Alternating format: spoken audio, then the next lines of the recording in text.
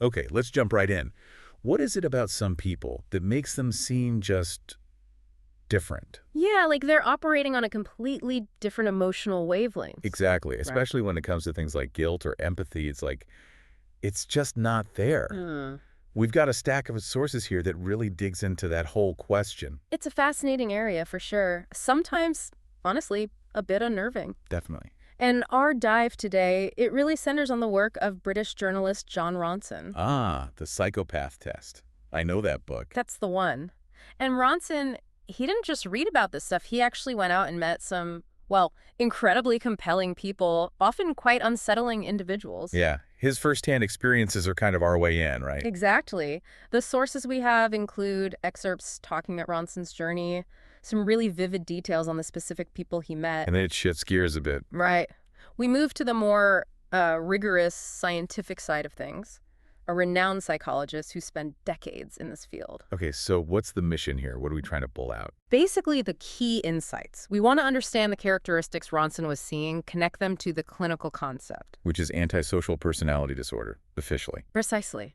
And look at how science has explored it, and crucially, why this knowledge is actually useful for you, in your own life. And trust me, you might be surprised where these traits can actually show up. Oh, absolutely. It's not always the places you'd immediately think of. So Ronson started by just meeting people who seemed off somehow. Yeah, his approach was very much driven by curiosity, meeting people who exhibited these, let's say, strange behaviors. And one of his most striking examples, it's a major figure in the U.S. corporate world. Ah, the one the media called Chainsaw Al. That's him, Al Dunlap. Our sources paint a picture, don't they? West Point grad, built this reputation as a CEO, a turnaround guy for struggling companies, Scott Paper's Sunbeam. Right, but his method. Downsizing, streamline. Which was, let's be honest, corporate speak for firing a lot of people. And Ronson tells this incredible story. Dunlap's visiting a factory in Alabama. Okay. He walks up to an employee, asks him, "How long have you worked here?" And the guy, probably proud, says, 30 years, sir, my whole working life. You'd expect, I don't know, some appreciation. Well, according to Ronson, Al's reaction was just confusion, like genuine bewilderment. He apparently asked, "How can you stay in one place for 30 years? Wow, that's odd. And it gets worse. Huh? Weeks later, Al ordered that whole factory closed, everyone lost their jobs, turned the town into a ghost town, the source says. Just like that. Just like that. And Ronson spent time with Dunlap, observed him. What were his impressions? The descriptions are pretty vivid, incredibly arrogant, cold, just seemed detached from normal human emotions. And the sources mentioned specific things, right? Details that sort of back that up. Oh, yeah, like a huge, imposing portrait of himself hanging in his mansion. Okay. Bit narcissistic, maybe. Maybe.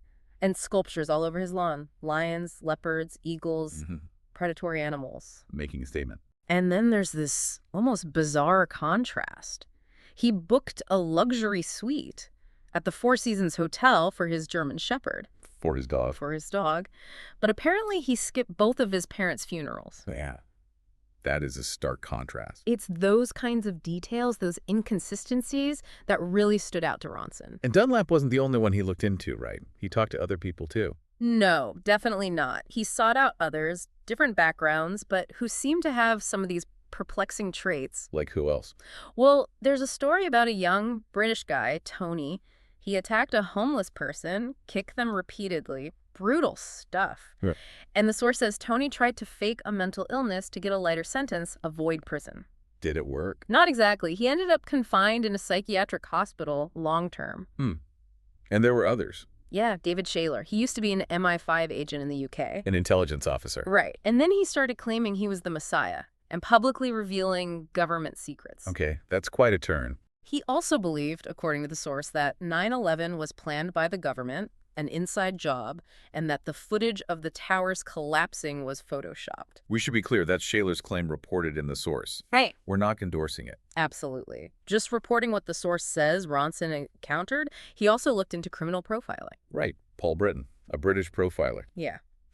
And in one murder case, Britain became utterly convinced this one guy was the killer. Absolutely certain. But did they have evidence? Not really solid evidence, so to try and get something, the source details how Britain apparently arranged for a female police officer to basically flirt with the suspect ambiguously, a kind of fishing expedition. Seriously? That's what the source describes. And based on that suspicion, this guy was held for 14 months. Was he the killer? Nope. The real killer was eventually found later. Wow. So 14 months based on a hunch and a fishing expedition. Seems like it. So you can see after meeting people like Dunlap, Tony, Shaler, and hearing about methods like Britain. Ronson starts seeing a pattern emerge. Exactly. These encounters formed the basis for his 2011 book, The Psychopath Test. And he started using that label, psychopath, for these people he found so strange. What were the common threads he identified?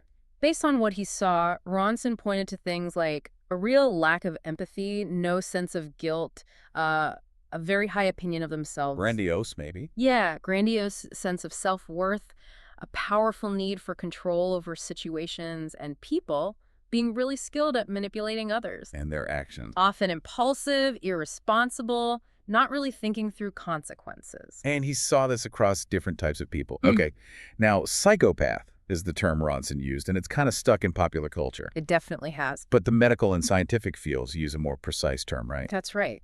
Clinically, the term is antisocial personality disorder, or ASPD. And this is where the scientist comes in. This is where the work of Robert Hare becomes absolutely central. He's a Canadian scholar, professor at the University of British Columbia. Yeah. Just a huge figure in criminal psychology. And he started studying this way back. Yeah, back in the 1960s.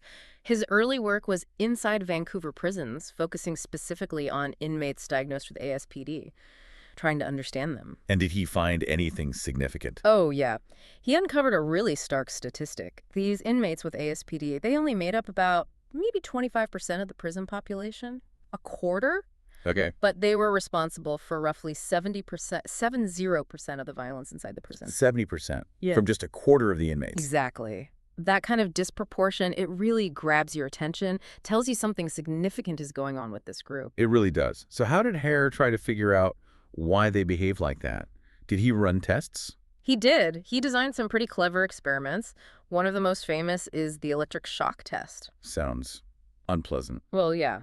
He recruited inmates, divided them into a normal group, and a group he termed cold-blooded, those likely fitting the ASPD profile. He hooked them up to machines measuring things like brain waves, sweat, blood pressure, physical responses, and then tell them, okay, you're going to get an electric shock in 10 seconds. And he'd count down. 10, 9, 8.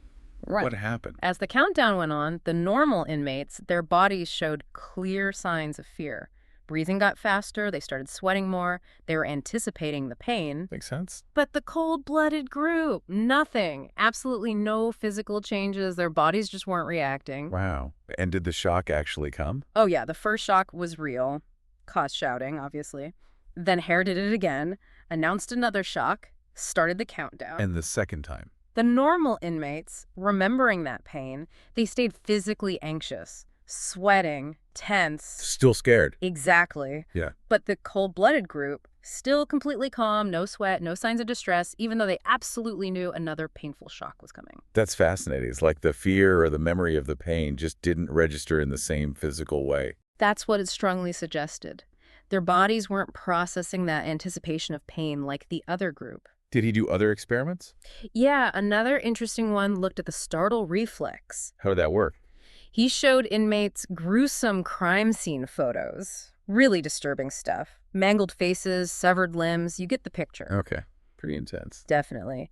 And while they were looking at these images, Hare would suddenly make a very loud noise right near their ear, like a loud clap or blast. So the idea is if you're looking at something horrifying, you're already tense, right? So a sudden noise should make you jump more easily. Exactly. And that's what happened with the normal inmates. They were easily startled. And the cold-blooded group? Relatively calm, much less easily startled. Why?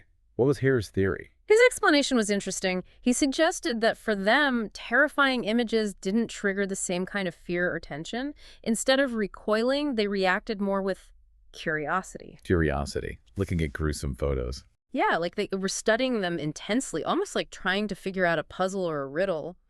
They became absorbed, detached observers rather than feeling scared.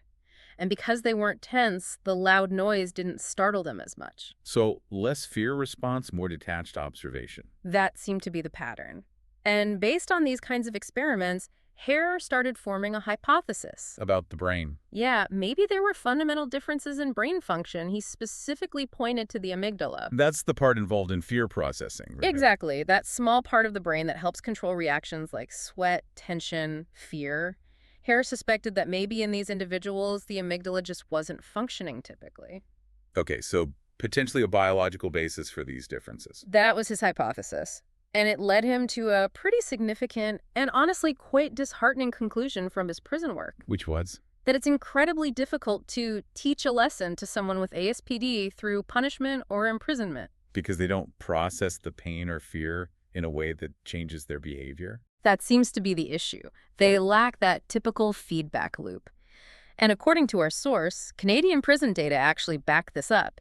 It showed that if individuals with high scores on these measures were paroled, they were highly likely to reoffend. That's a really tough challenge for the justice system then. Yeah. Rehabilitation becomes incredibly difficult. Extremely difficult. But Hare realized this wasn't just about the prison population. He started to believe that these traits, what Robinson called psychopaths, were actually present throughout the general population too, maybe hidden in plain sight. Right, not just criminal. Not just criminals. And this led him to create the tool he's probably most famous for. The checklist. The Hare checklist. It's a list of 20 specific items, traits, and behaviors used to assess the presence of these symptoms. It's become a standard tool, widely used. How does it work? How do you get scored? Well, it's not something you just fill out yourself. A trained professional needs to do it. They gather a lot of information about the person, their history, their behavior, interviews with them, and maybe others. A whole file review. Then, for each of the 20 items on the list, the professional scores it. 0 if it doesn't apply to the person, 1 if it maybe somewhat applies, or 2 if it definitely applies. And then you add up the scores? Exactly. You get a total score out of 40. And there are general guidelines for interpreting it. A score below 5 is considered pretty typical, normal range. And higher scores. Scores between 5 and, say, 30 suggest varying degrees of these traits, what Hare might call cold-bloodedness. But a score above 30, that's usually seen as indicative of a likely clinical diagnosis of antisocial personality disorder. Over 30 is the significant threshold. Generally, yes. It suggests a strong presence of these characteristics. Okay, let's actually look at what's on that list. Our source lays out all 20 items. It gives you a much clearer sense of the pattern Hare was identifying. Yeah, it's quite comprehensive. The first few items often relate to how they come across initially, that surface impression. Like number 1, superficial charm or glibness. Being smooth, maybe. Exactly. Slick, maybe too smooth. Then number 2, grandiose sense of self-worth, that inflated ego. Number 3, need for stimulation, prone to boredom, always needing excitement. Yeah, easily bored, maybe thrill-seeking. Number 4, pathological lying. Not just little white lies, but habitual manipulative lying. And 5, cunning and manipulative, good at playing people. Right. Those first 5 really capture that sort of interpersonal style. Then the list moves more into their internal state or lack thereof. Yeah, the emotional and empathetic side. Number 6, lack of remorse or guilt. Just not feeling bad about hurting others. 7, shallow affect, which means difficulty experiencing deep emotions, especially for other people. Their feelings seem surface level. 8, lack of empathy, can't put themselves in others' shoes, feel what they feel. A core trait. And 9, parasitic lifestyle. Basically living off other people, exploiting them. Okay, then it shifts towards behavior patterns. Right, more about their actions and history. Yeah. Number 10, poor behavioral controls. Trouble managing anger, impulses. 11, promiscuous sexual behavior. Yes.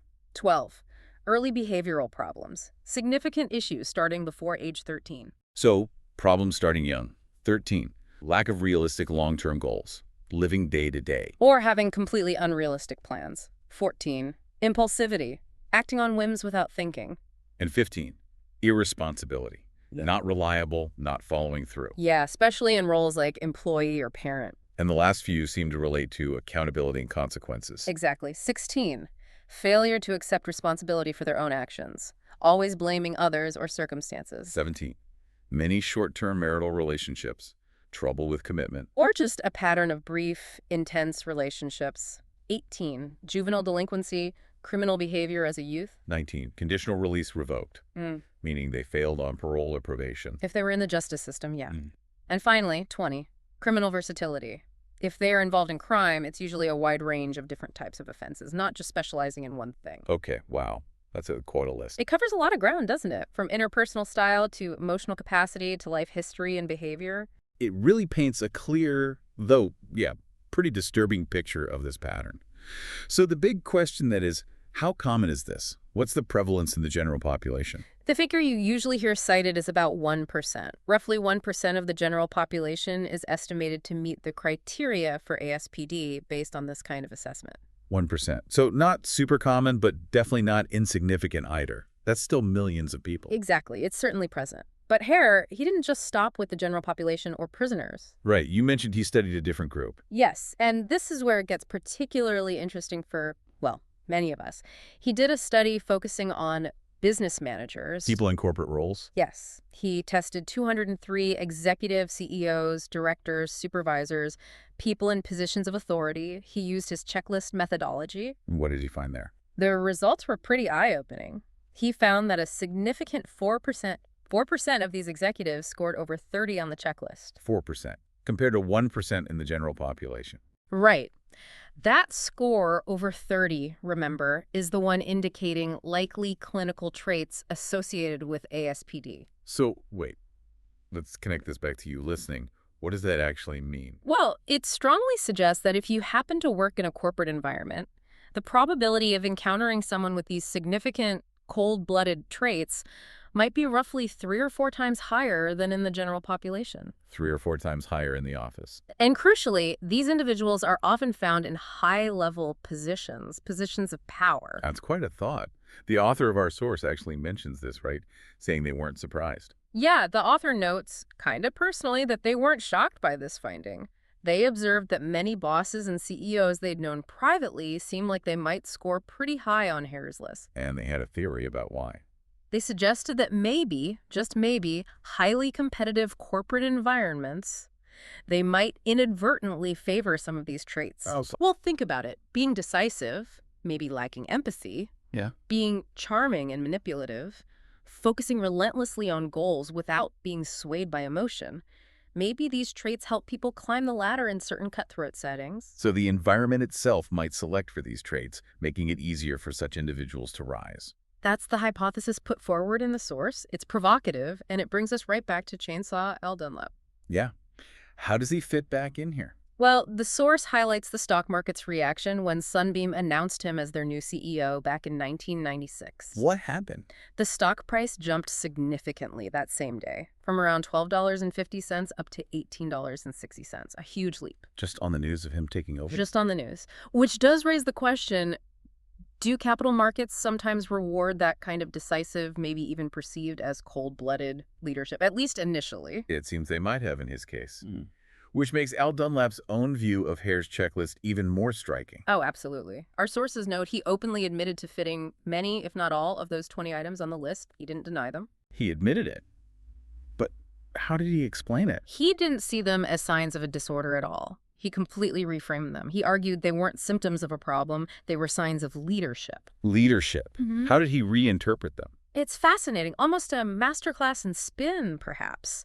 According to the source, Dunlap saw his high self-regard not as arrogance, but as confidence, essential for a leader. Okay. His need for stimulation. That wasn't thrill-seeking, that was entrepreneurial spirit. Pathological lying? No, that's just strategic thinking, being manipulative. That's simply the art of management. Wow. What about lack of empathy? Decisiveness, Okay. lean execution, getting things done without getting bogged down by feelings. Poor behavioral control, Passion, having passion for the job. and even promiscuous sexual behavior. Oh, that was just the natural charm that comes with being a successful person. He literally flipped every negative trait into a positive leadership quality. Pretty much. It's a complete reinterpretation. Which leads the author to add a really important cautious note. What's that? That while, sure, anyone can try to put a positive spin on things, if someone genuinely looks at indicators of a potential personality disorder and sees them as basic leadership skills, that's a pretty significant red flag. Yeah, if that's their genuine belief system. A boss or a superior who thinks like that, The author suggests they warrant very careful attention, maybe even some wariness. It really forces you to question what qualities we actually value and promote Yeah. in positions of power, doesn't it? It absolutely does. And finally, the source leaves us with one last kind of provocative hypothetical thought. Oh, yeah. What if Hare's checklist, this 20-item tool, was applied systematically to, say, government officials? Politicians, high-level bureaucrats. Yeah. The author speculates, perhaps a bit tongue-in-cheek, that the results probably couldn't ever be disclosed. Why not? They suggest it might be seen as akin to leaking state secrets. Again, that's the author's speculation from the source. Absolutely just a hypothetical posed in the material. But it does make you think about the potential reach of these traits beyond just corporations, into other power structures. Okay, so quite a journey we've taken here. Definitely. We started with Jon Ronson's really vivid, almost anecdotal encounters. People like Al Dunlap, Tony Shaler, and his labeling them psychopaths. Right, those initial observations that sparked his investigation. Then we moved to Robert Hare's more systematic scientific work.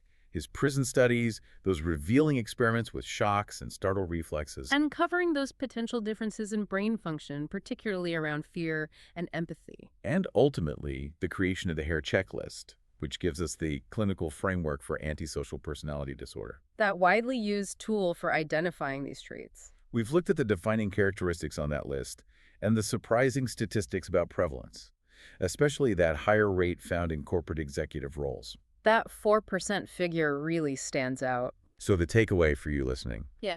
it really comes down to understanding what these traits actually look like, right? Yeah, having this knowledge from the sources, it gives you a framework. You might be better equipped to recognize these patterns if you encounter them. Whether it's in a personal relationship, maybe, but perhaps more relevantly for many people, given that data, in a professional setting, at work. It can help make sense of behaviors that might otherwise just seem bafflingly cold or uncaring or ruthlessly self-serving.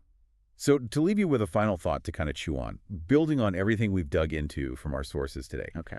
We've seen this really complex situation where traits associated with antisocial personality disorder, things like manipulation, lack of empathy, high self-regard, can, in certain competitive environments, actually be perceived as leadership qualities, Wow. maybe even rewarded. That reinterpretation by Dunlap being a prime example. Exactly. So the question becomes, how do we as individuals and maybe as a society get better at distinguishing between genuine, effective, ethical leadership that actually builds long-term value Versus the potentially destructive influence of someone who might score high on that checklist, but is just good at masking it or reframing it as strength. Yeah.